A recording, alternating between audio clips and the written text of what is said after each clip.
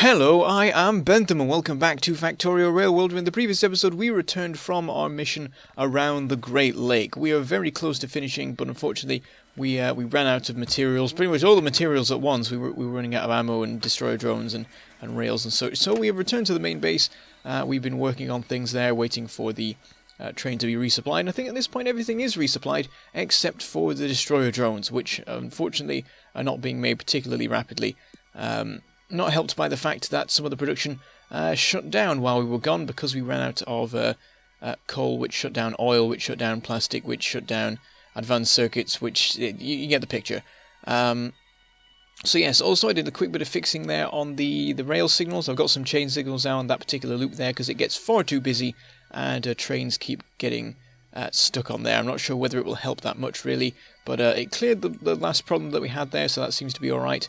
Having a quick check of the map, seeing what the situation is, both with biters and with the lake, seeing how far there is to go. It is still quite hard to tell because we haven't scanned it properly, but the basic path seems to be clear. Anyway, we're making our way over to Iron Outpost 2, and interestingly enough, the train has decided to take the anti-clockwise route. I don't know how often it does this, but I seem to remember that it does still go the clockwise route normally, so I guess there was a particular train blocking it, and it decided that this time round, going the other way would be quicker, so that's interesting. We went past all the old locations of copper deposits, all of which have run out now, and we rely entirely on Mega Copper 1.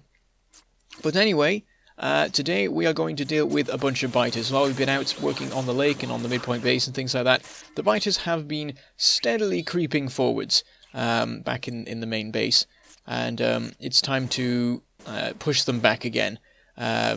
I forget the term I used last time. It's like mowing the grass. You occasionally have to come along and clear it back a bit, cutting back the biters, pruning them. I don't know what you want to call it. But yes, we're going to make our way from the north all the way down to the from the northwest to the southwest, and then we'll also do a bit of the south as well to make sure that we won't have any trouble with the biters while we're gone. Because if we just left these to continue unchecked, eventually they would start pushing in and trying, they'd start setting up bases near Iron Outpost 2, and they'd start expanding towards the circuit outpost and stuff. And so we do need to keep an eye on things. It does mean that we can never stay away from the main base for too long. If we went for 10 episodes and never came back, it's entirely possible that in the time we were gone, the biters would cause us some significant issues. So we need to keep an eye on it. We'll also need to keep an eye on our other bases as well. Mega Copper 1, the midpoint, they will have biters slowly advancing on them as well. So we've got to sort of visit each one occasionally to make sure that everything's alright. Because we can always remedy it by pushing them back further. But anyway, I'm having a little bit of trouble with some of these. They're taking big chunks out of the shields at times, and I'm having to occasionally just sort of stop and wait for my suit to recharge. I'm also trying to be, I say I'm trying to not use too many bots, but I really am burning through them very rapidly. We've got 80 of them or something like that deployed at any one time. Sometimes approaching numbers more like 100 and stuff like that, because of all the trouble we're having with them nearly taking the shields out and stuff like that. We are using the heavier power suit as well. So you see there I'm having to sort of run back. The problem is that these are all new bases. That is the ultimate issue. It means that they're a lot more difficult to deal with because when you initially charge at them, they already have multiple behemoth biters and spitters ready and waiting, and it makes it a lot more difficult to deal with than a lot of the bases we're currently encountering as we go around the Great Lake, because a lot of the stuff has been there longer than behemoth biters have. Some of it's been there longer than spitters, though by now all of that stuff has changed. Because I think we did start this particular save before spitters were a thing. I think we even had our first attempt at going around the lake before spitters were created. Actually, I think they had been created by that point, because it was spitters that ended up destroying me when I tried to go around the lake. But a lot has changed in the Factorio world since Railworld started. And really, if I tried to do the whole going around the lake thing sooner, it probably would have been a lot easier, because I wouldn't have had to deal with the behemoths. But that I didn't know it was going to happen, and it was a good idea really, because the big biters are too easy to deal with. Particularly considering I can't remember now whether the bots. I think No, the bots haven't gained any power. It's just that I'm deploying more of them now to deal with the behemoths. Anyway, we've finished going south. We're now starting to go over to the east. This is in sort of less danger because we keep a better eye on this. And also our radars reach further towards the south than they do towards the west because of Copper Outpost 1, I think it is. I think it's 1 rather than 2. It's been so long that I've sort of forgotten now what's what. But you can see the arm of the railway on the mini-map there. That for the longest time has been like deactivated. We long ago used up the deposit to the extent where I really can't remember anything about it at this point. It has been, I think both in terms of Factorio time and real time, many months since that deposit was ever running. But we've left the branch there to remind us that it existed, and also because you never know when we might start using that branch a bit more. There's always a chance that we'll continue extending to the south and to the west and things like that as we need more materials. I mean, only recently we built a branch off of the copper branch in order to put in the new coal deposit. Anyway, we're coming almost to the end of our little crusade now, but we've run out of bots. We're completely out, and I think I can probably deal with this last base, but then things go very wrong very quickly as a lot of the bots explode all at once, and a lot more of them are killed, and suddenly I'm running for my life, and trying to fight these guys off, trying to shotgun them as I run back. I managed to deal with a lot of the spitters, but once a bunch of behemoth biters turn up, it becomes very much just backing away as quickly as I can, making use of some slowdown capsules there to give myself a bit of a chance to run. The thing is, I'm worried about bringing them towards any of the bases because I really don't have that much in the way of turrets. I mean, I put some defences in recently in the circuit outpost, but it's not a good idea. Luckily, we managed to take some of them out with the train. The coal train manages to hit some as we're running, so excellent timing on the part of the train there. And then we'll quickly, as it goes past, repair up the cargo wagon, which was the only thing that took damage. It didn't seem like the engine itself took damage, so I don't know, maybe engines don't take damage from hitting biters. I don't think that... Well, does that happen with cars? I can't really remember. But for whatever reason, the engine was fine, but the cargo wagon got hurt, possibly because of my shotgun.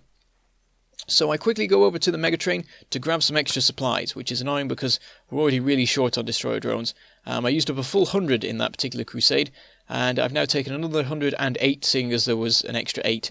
And I'm going to make use of the 8 to take out the biters that managed to get in my way before. So I think part of the reason was that there was a group of them just sort of sat around that I'd seen as the Megatrain arrived, and they'd rejoined the base as I arrived, giving them twice the firepower you would expect them to have. So things did not go well there, but we've dealt with it. Possibly gone a little bit overkill with the 8, with the 40 bots we used, but I wanted to be absolutely sure.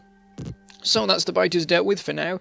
Hopefully it'll take them a while to move any further, and we'll not have to deal with them again until we've actually made our way around the lake, which we'll try and get back to as soon as possible. The main issue, of course, being the destroyer drone supply being quite limited. What I'm doing here is designing a new radar outpost, because I want to have one that includes some guns. I previously had some designs that included guns, but that was back when guns had a 1x2 footprint, and now that they're a bit bigger, I have to sort of mess about with it a little bit more. I've decided to put them on one side of it as well, so we can have that side facing wherever I'm expecting the biters to come from. The reason being that otherwise the biters would just be able to blow up the walls without the guns being in range. Though perhaps that would be a good idea, because it would mean that like the biters attacking the walls will be dealt with by the guns, and then only once the walls have been destroyed would the spitters come into range, meaning that the guns will be able to sort of spread out more the attacks and do a better job of dealing with them. But whatever, we've got our design. And we're now going back to the main base to resupply as needed. We're making a bunch more standard poles, and we'll also need a bunch of solar panels, tons of walls, lots of ammo, lots of guns and things like that. So I'm sort of sorting out my inventory. I've got a bunch of level 3 modules that I don't really have much need for at the moment. It was from back when I was working on the oil system. In fact, I think before I set off back on the most recent leg of the trip around the lake, so I don't know why I took that stuff with me, really. It's not like I was going to be using it in the midpoint or anything. But we put that back into the system now. It's probably just ended up in a storage chest, unfortunately, but that's not terrible at the end of the day. If I ever want some and request them, I'll end up getting them back. And I can always check up on the situation with the storage system later on, as I sometimes do if I need to resupply on random bits and bobs. I'm hoping that with certain future bases that I do, I'll have sort of better logistics integration so that I can just dump things into into my trash slots and have them delivered somewhere. We'll have to see how that works. I'm sort of not 100% happy with how the logistics system works at the moment, because I'd like it if you could filter storage chests. That's my main issue, because I feel like there's not enough steps. So it's like, if you want like an item to be in a requested chest, but you want all versions of that item to be in that same location, not in a requested chest, in a provider chest, you want everything to be provided by the same one chest, but it's being made in other places too. If you request it to that chest, then there'll be an endless loop of the stuff moving between the provider and the requester, and there's nothing you can do about it. So I would like it if you could make it a storage chest, but then make it a filtered one, so that only a certain item could be stored in it and stuff like that. I mean, maybe I'm just not using the logistics system in the intended way, or maybe there is a way to do what I'm doing, but in like more intelligently. But I would like there to be a bit more in the way of options when it comes to the logistics system, so that I can have better integration with a factory. But anyway, we're now working on our radar stations. We built the first one. We're just using the standard design for that one because it's away from where any biters can be expected. And the only place where we need to use this particular design is on the front lines. So let's go to the front lines. We're running all the way along the top so far of our sort of territory, I guess. It's hard to say what's our territory and what's the biters, really. I guess everywhere that the radars can see is ours, and everything the biters are in is theirs, and then after doing a bit of cutting back we end up with a nice no man's land in between. But I'm expecting the biters to push back and to start attacking our radar stations, which is why I'm arming them and armouring them. So I also find that the biters are already pushing back annoyingly, so we're working our way now down the western front line, I guess, putting in radar stations, and already the biters have pushed back and started building new bases, which is annoying. I remember when I was running along here initially dealing with some of the biters, I spotted an attack party or a colonization party running along, and I intercepted it before it got wherever it was going to go, but it looked like it was already going to build a new base where I just destroyed one. So sometimes they can act very quickly. I think sometimes they will respond directly to you, like destroying a base by sending a new party. Though I really don't know the specifics of it yet. While I do have a lot of experience with biters, it's mostly with the ones that are peaceful, actually. Though you can learn things about how they act aggressively by looking at how they act peacefully. All sorts of interesting things about how they choose where to run, and things like that. But anyway, we're making our way through. There's a big old forest here, which causes some issues, though, because when we send the bots to construct stuff, they all give themselves building jobs that they can't fulfill because there are deconstruction jobs to be done. So I start deconstructing stuff manually, but I keep accidentally cancelling construction orders as well until I just give up and order the deconstruction of the whole area. And then once that's done, I can just order the construction of the radar station inside and not have to worry about any messing about with stuff and things. I forgot what I was going to say. Any messing about with deconstructing trees and reinstating orders and things like that. So continuing down, we're nearly there now. We're starting to get to the point where sort of the biter territory curves round, because I've not pushed so much in the very southwest because I know it's sort of further away. It's more of a rounded square than a cornered square that I'm keeping protected. And because of this, as I get further down, I realise I'm not going to be able to extend quite as far as I wanted to, but it does work out in the end because I couldn't quite get enough in the way of ammo because it was in quite short supply in the main base. It's constantly being used to make new defender capsules for the destroyer drones, so there was only so much that I could grab before it ran out, and I didn't want to completely empty out the system because we want to get those destroyer drones built as soon as possible. They are what's limiting us in terms of returning to the railhead.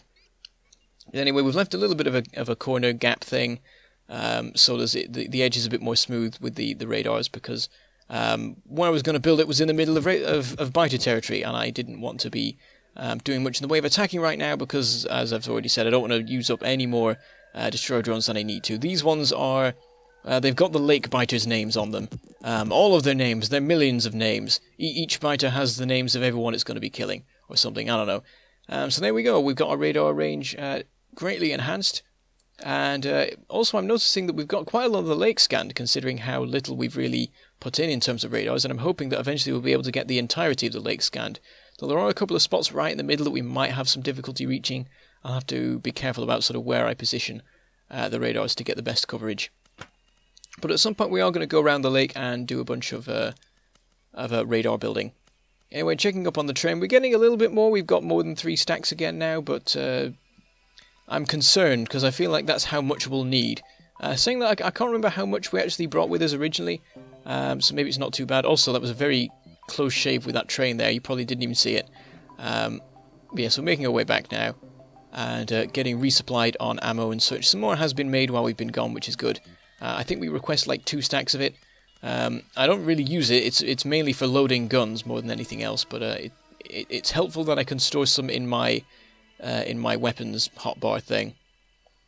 So over to the main base, having a look at things, and what I'm doing is grabbing some laser turrets, and the reason is that in light of the recent events with biters chasing me almost into the middle of the circuit outpost, I've decided that we need to upgrade our defensive capabilities. So I'm going to sort of evenly space a bunch of laser turrets around the factory. In order to make that as easy as possible, I'm going to use some already established even spacing and put one next to each roboport. It does mean that there's quite a big gap between each one, but we should be fine. There are other older turrets that have been in place since like single-figured numbered episodes and things like that.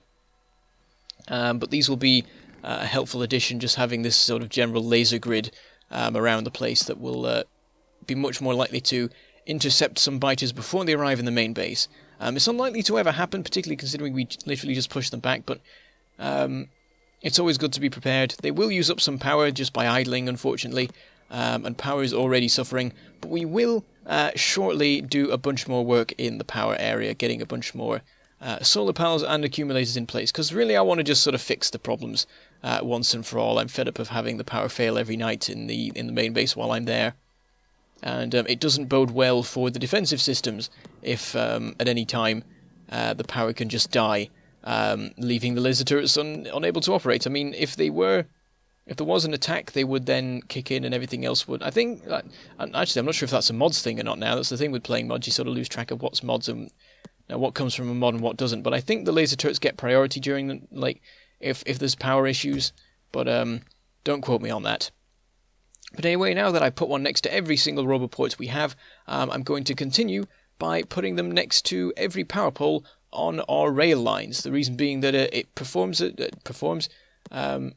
Actually, I can't think of the word I'm saying. It forms. That's it. It forms an excellent barrier against any biters, because we have this whole this square rail network going all the way around. Our main factory is within the square mostly, as is the circuit outpost. So if we just line all our rail lines with guns, it makes it a lot more likely that we'll catch any biters trying to attack us. Anything coming from the west and almost everything coming from the south. Something could manage to sneak past the old copper line, and between the copper line and the mega train line, and manage to get up to the loading area of the main base if it was lucky, but it's quite unlikely, and this definitely increases our chances of fighting off any biter attacks that get a little bit too close for comfort.